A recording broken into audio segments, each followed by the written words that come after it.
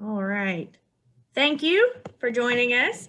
We will take as many questions as we can in the time that we have with you. Friendly reminder to the media here with us, just raise your hand or send us a chat if you have a question for Austin, and we are going to get started with Kelly Crandall. Go ahead, Kelly.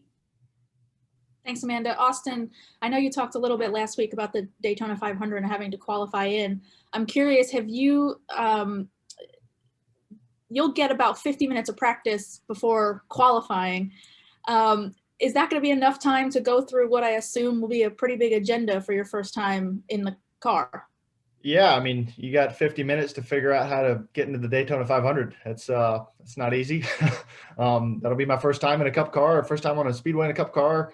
A lot of different things going on, and obviously a lot of things to go through. I mean, even simple procedural things like trying to get used to the digital dash on pit road speeds and doing hot pit roads, and obviously figuring out how the cars work in the draft. There's a lot of things that I'm going to have to figure out in 50 minutes. So it'll be information overload. I've got great teammates that'll obviously be able to help me through some of that process. I've done a lot of prep work so far to try and nail down the small details. So nothing as simple as, like I said, pit road speed or procedural things inside the car is what keeps us out of the race. So I've tried to be as diligent as possible on those things, but it's the things you can't control that make you lose a little bit of sleep thinking about it. Obviously, the easiest way to make it in is on time, and obviously our guys at Team Penske are trying to give me the fastest Ryzen 5G Ford Mustang possible to be able to do that. So I'm excited. It's going to be a great challenge, and I think everybody in this position is embracing that task because there's a lot of great cars that are trying to go up for a spot. On the prep work with the details, the digital dash, the interior is going to be different than the Xfinity car. Have you spent time already just trying to familiarize yourself with how the dashboard works? Yeah, I've honestly probably spent too much time. I kind of geek out on stuff like that, so I think I'm well prepared, at least as much as I can be without making a lap on the racetrack. You know, the cool thing is, you can integrate that dash into the simulator, so I can kind of get used to looking for things and understand where the alarms come on and all the small details for kind of worst case scenarios, more or less. But it's definitely different for sure. Thank you. Thank you. Okay, we're going to take our next question from Steven with 24/7 Sports. Go ahead, Steven. Austin, last year in Daytona 500 qualifying, in order to make the field on speed for an open car, it took about a 47.63 time in single car qualifying. Do you guys have an estimate yet of what the bare minimum is going to be in order to make the 500 on speed, so you don't have to worry about racing your way in for the 150s? I think that's a fantastic question, and one that I definitely don't have the answer to. I'm not sure anyone has the answer to that. I will say the factor that's different this year, as far as I'm aware, is that we're qualifying at night. And that obviously makes things a little different. I think the qualifying goes out at 7 o'clock. That's when it starts. So I think that obviously adds some different factors, obviously air temp, air pressure, and so on. So it'll be different. But for me, obviously my job is to get up to speed as quickly as possible and hold it wide open and hold a really pretty wheel. Other than that, I'm not sure about the lap times. We'll have a better idea of that after practice. Definitely plan on trying to figure out what single car speed looks like compared to others. And yeah, hope it's enough. Sounds good. Thanks, Austin. Thank you. Okay, we're going to take our next question from Davey Siegel. Go ahead, Davey. Hey, Austin. Talking about Xfinity for 1 second, you're back for year 2 there. Obviously, you won the title, so people may say you have nothing left to prove and you're Cup ready. But internally, what do you think that you do have to prove or improve upon this year in Xfinity to get ready for 2022? Yeah, it's an interesting question. I've never approached racing as looking to prove something to somebody else. For me, I'm just a competitor and want to go out and win. And for us, obviously, coming back as defending series champions is fun. I mean, it's a new experience for me. I'm looking forward to obviously embracing that, but also stepping up my game. You know, we've got great competitors in that series, and I don't think that should be taken lightly. And I think there's potential for this year to be even more competitive than last year. So I'm excited for having some new faces in the garage area and new cars, and obviously putting our best foot forward. I feel like Saturday's put on some really great shows last year, and I wouldn't expect that to change.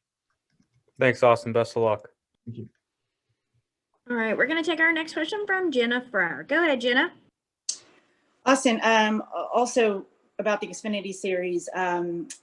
Last year, you and Briscoe were sort of back and forth. I'm wondering what we can anticipate watching the Xfinity Series, if you've got any sense of what some of the storylines might be and who your competition is. Well, I think competition-wise, I think you definitely expect, obviously, Justin Allgaier. He's a veteran in the series, and I think Harrison Burton did a really great job at the end of the year last year as far as speculating what other drivers and new cars will be able to do. Obviously, AJ's been really competitive in the races that he's run, so you got to expect that he's going to do a great job. He's obviously a longtime veteran of the sport. So as far as anyone else, I think there's a lot of potential in the series, and I think it's going to be really fun for everyone to watch and see who rises to the occasion. After you won the championship, your dad talked a little bit about the pressures that are on you as being his son. Did winning the title help you shed any of that? I'm not sure. I mean, for me, I guess it's not up to me to figure out what other people think. I've accepted that, and I feel like it's probably been a good lesson for me to accept early in my career. And otherwise, it's just about me doing the job. And I've got a lot of people that have a lot of confidence around me, and that's obviously built throughout the last 3 years racing for Team Penske. And I think I'm in a really good spot. I've got a team that believes in me, and obviously a shop that can back it. So a lot of people doing a lot of things for me this year as well. It's pretty humbling as I kind of looked at rosters for this year and kind of realizing that there's 2 full teams that are dedicated to me and my competitiveness and what I get to do this year. And it's pretty cool to have that support. I feel like that adds more pressure than anything else. Forget about who my dad is. It's having that many people dedicated to helping me win races. So I'm excited for that. I'm excited to have another group of people to work with and learn from, and obviously have teammates in the Cup races that I do. That's something I haven't had in a long time. So looking forward to be able to learn more at a quick pace. Thank you. Thanks. I'm going to take our next question from Mark Garrow with PRN. Go ahead, Mark. Thank you. Good morning, Austin. Have you worked your way through every scenario as an open car trying to get in the 500? It's hard, right? Have you worked out, okay, if we don't make it by speed, this and this and all the parts and pieces and plan A, B, C, D? Have you worked your way through all of that? Yeah, I think anyone that makes plans at super speedways do it because they're nervous, because there's no way to prepare for these races. There's no way to prepare for those scenarios. Obviously, qualifying is significantly important for both our opportunities to make it into the race, but also where we start in the duels. I think we'll play it as it goes. I think I'd be extremely unlucky if I didn't have a Penske affiliated car with me in the duels. So obviously that would be nice to have, and obviously, like I said, nice to have teammates. And if I get in the race, obviously, hopefully I can help those guys get stage points, and obviously try and fight for a race win, get a Penske car, and get it forward into victory lane for the Daytona 500. But a lot of work to still do. But yeah, definitely a lot of different scenarios and a lot of things you have to prepare for. And sometimes it'll come down to the small details, and hopefully it doesn't have to come down to missing big wrecks and the things you're accustomed to seeing in speedway races, but you definitely have to be prepared for it. My other question is, with everything that's been announced already for 2022, does it create any kind of an odd relationship between you and Matt DiBenedetto? He knows exactly what the plan is and whatnot. Does it create any kind of weirdness between you guys because you're teammates? No, I don't think much, honestly. Not as much as you'd expect, maybe. Last year I think he and I developed a really good relationship, and we talk pretty much on a daily basis, whether if it's sending each other stupid pictures or communicating about racing stuff. So I've enjoyed my relationship with Matt, and we've joked about it. We've talked about it even throughout the process of not really knowing what next year or 2021 or 2022 looked like for either of us. We kind of use each other as sounding boards as far as what's going on. But as far as him, I think I fully expect him to be the guy that delivers Wood Brothers their 100th win. That's something they've been looking for a lot of races now, a couple seasons, and I think he's the guy to do it. And I fully expect to be racing for triple digits by the time I get in the car. So I look forward to seeing him do that and him prepare for that. And they've obviously built a great team between him and Greg, and looking forward to stepping into that program and obviously put my best foot forward. Thank you. Thank you. Okay, we're going to take our next question from Stillman. Go ahead, Jacob. Thanks, Amanda. Austin, I know you talked about it a little bit and not necessarily being able to plan for speedway racing. When it comes to this race and having to race your way in, though, does it almost seem weird in a sense that you're with a premier team like Team Penske, and yet, you know, because of the circumstances of the Cup Series, you're in a position where you have to race your way in? It's definitely different. I wouldn't say it's the first time in my career I've had to do it. You know, when I raced the 2-truck in the truck series for BKR, kind of same scenario. We had to qualify our way in, and if there's a rain out, we don't get in. So I've been in that position, but obviously at the highest level for the biggest race of the year, yeah, it's completely different than what I'm used to. So, but there's a lot of people in that boat. I mean, you got guys who've won the race that are having to qualify their way in. So it's definitely a challenge, and it's unique to this race. And I think it gives fans something to be excited about on Wednesday and Thursday, a reason to watch the duels, probably more than any year before, at least in recent years. So I'm excited for that challenge. Hopefully we can qualify our way in, and I don't have to lose too much sleep at night on Wednesday night. And, but otherwise, yeah, every bit of my effort so far has gone into figuring out what it's going to take to qualify in on those duels and, put our best foot forward. Just as a quick follow-up, is there any sense, you know, do you feel any make or break aspect as far as your Cup schedule this year, you know, on whether you make the 500 or not? No, I don't think so. I think I've come to peace with the reality of it. I think our sponsors also understand that it's a pretty big challenge to try and do this. So yeah, I don't feel pressure. I don't feel like it's going to be out of the realm of disappointment. Obviously, we'll be disappointed if we don't qualify our way in, but I'll be at peace with it. And I've also got a job to do on Saturday. So that's where our season starts. That's where my number one priority is. So I'll know that before I even sit in my Xfinity car. So definitely different. But I look forward to the idea of doing double duty and hopefully being able to learn as much as I can and apply it to years in the future. Thanks, Austin. Good luck. Yeah, thank you. Okay, we'll take our next question from Jake with Autosport. Go ahead, Jake. Hi, Austin.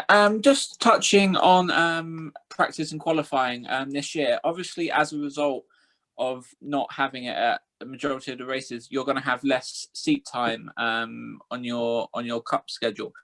How much of a disadvantage for you do you think that will be? And do you think, therefore, that you'll see this your Cup schedule this year as more of a elongated test session, as it were, before what happens next year when you step up to full-time schedule?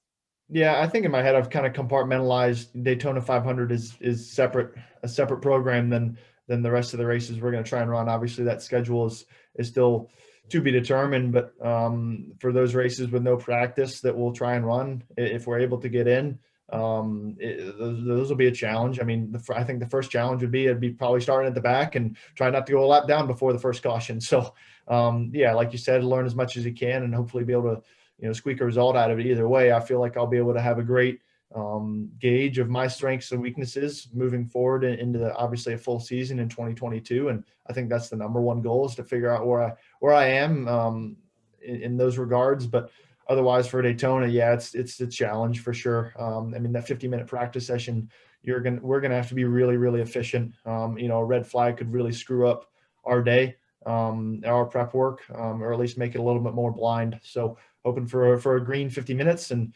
being able to use it as efficiently as possible.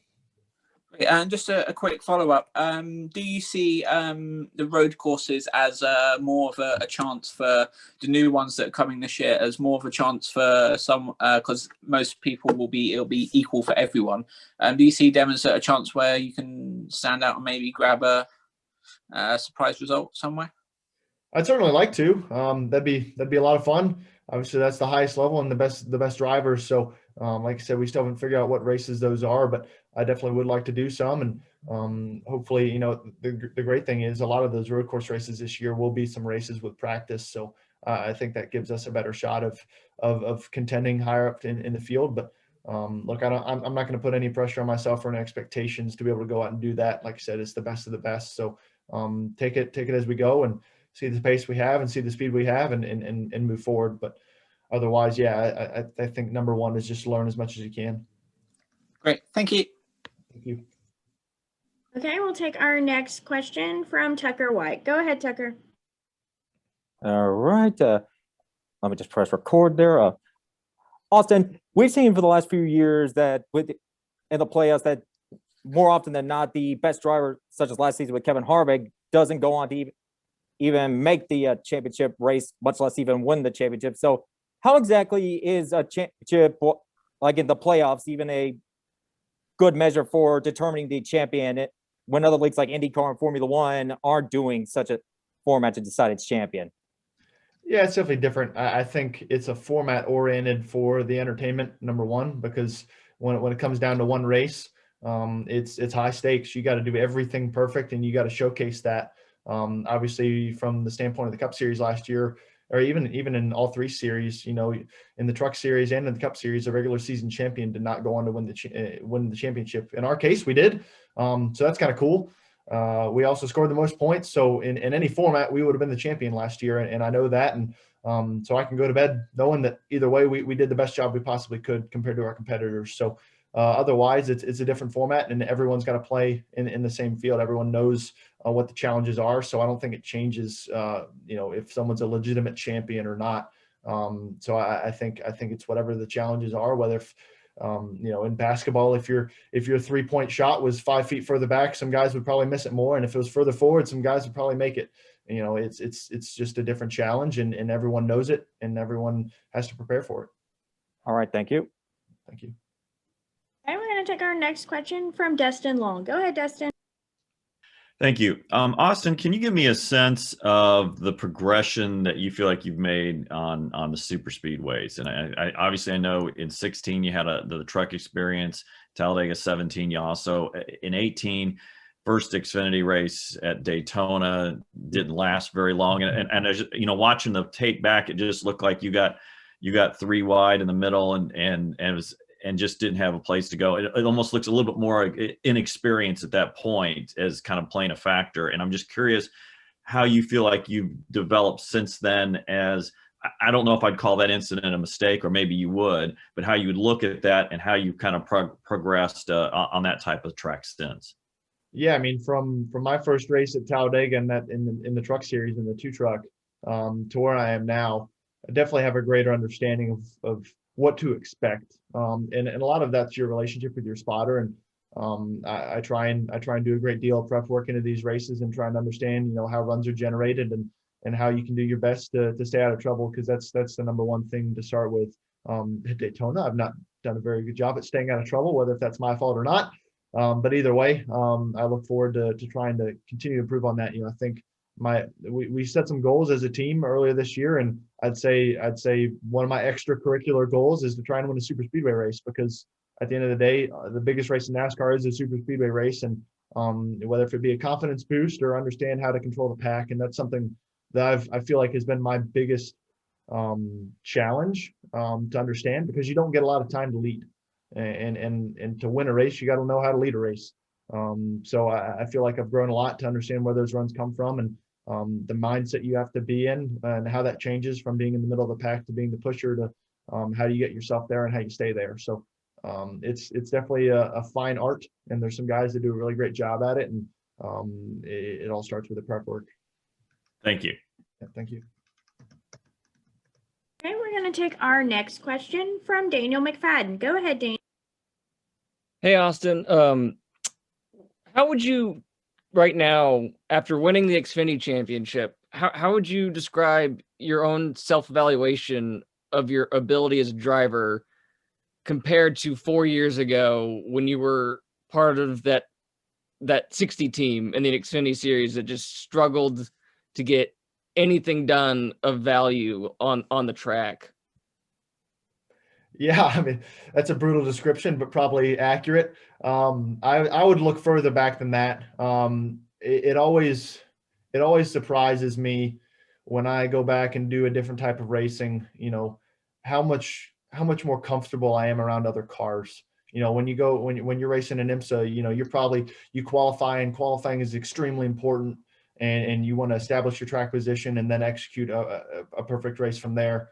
Whereas in NASCAR, it doesn't really matter where you start, and trying to figure out how the track changes and how observant you can be to be ahead of the game on that. But like I said, even when I go back and do some of those races, the moves I can make, the comfort I have, it's completely different type of driving. And I feel like driving in NASCAR has really, it kind of expanded my horizons as a driver, and, you know, helped me progress to being a professional probably a lot faster than any other type of racing has.